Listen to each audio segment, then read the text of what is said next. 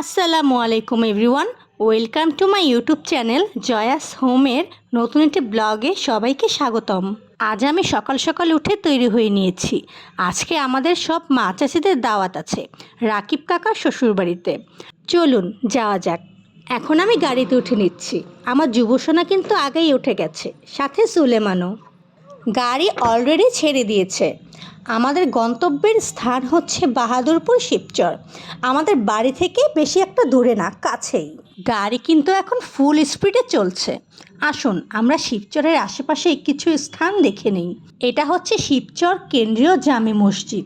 এখানে গাড়ি থামিয়ে রেখেছি কারণ আমার বড় ননাস গেছেন মিষ্টি আনতে।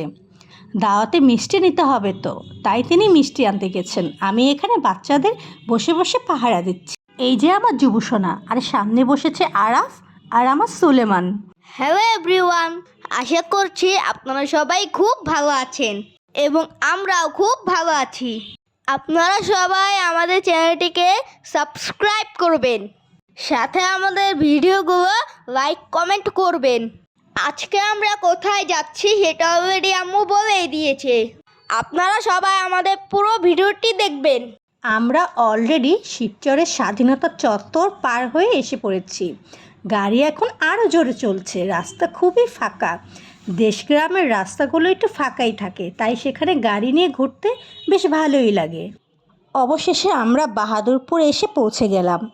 এখন আমাদের কিছুটা রাস্তা হেঁটে যেতে হবে। যেতে যেতে আমি আশেপাশের ভিউগুলো নিয়ে নিচ্ছিলাম। কি সুন্দর লাগছে। এই যে অবশেষে আমরা বাড়িতে এসে পৌঁছে গেলাম। আমরা এসে দেখি প্রায় সবাই এসে পড়েছে। ঘরে এসে বসেছি। এখানে খানবাড়ির সব মেয়ে বউ ছেলেরা একত্রিত হয়েছে। আমাদেরকে এখন শরবত দেওয়া হচ্ছে। বেশি ভিডিও নিতে পারিনি কারণ সবাই ক্যামেরায় ফেস দেখাতে অভ্যস্ত নয় বা কেউ দেখায়ও না, তাই যেটুকু পেরেছি আমি নিয়েছি। আপু বলল যাও খেয়ে নাও, তাই আগে সুলেমানকে নিয়ে খেতে বসে পড়েছি। যুবকে তার ফুপ্পি আম্মার কাছে রেখে এসেছি। আমি এখানে পোলাও, সাথে চিংড়ি মাছ আর রুই মাছের পেটি নিয়েছি। এরপর দিয়েছিল রোস্টটা বেশ মজাই ছিল। রুই মাছের পেটিটা জাস্ট একটু দেখুন, এত মজা ছিল, একদম ফ্রেশ ছিল মাছটা। এরপর তাদের আরও অনেক রকম আইটেম ছিল, আমি এত কিছু নিইনি। লাস্টে মিষ্টি খেয়ে উঠে পড়েছি।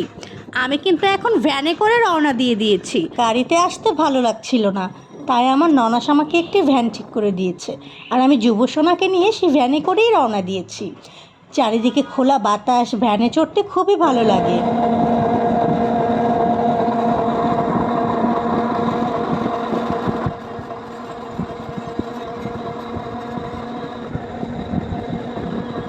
আপনাদের কার কার ভ্যানে চড়তে ভালো লাগে সবাই কমেন্ট বক্সে জানান। আর হ্যাঁ, আমি কিন্তু একটি শাড়িও গিফট পেয়েছি, অন্য একটি ভিডিওতে আপনাদের খুলে দেখাবো।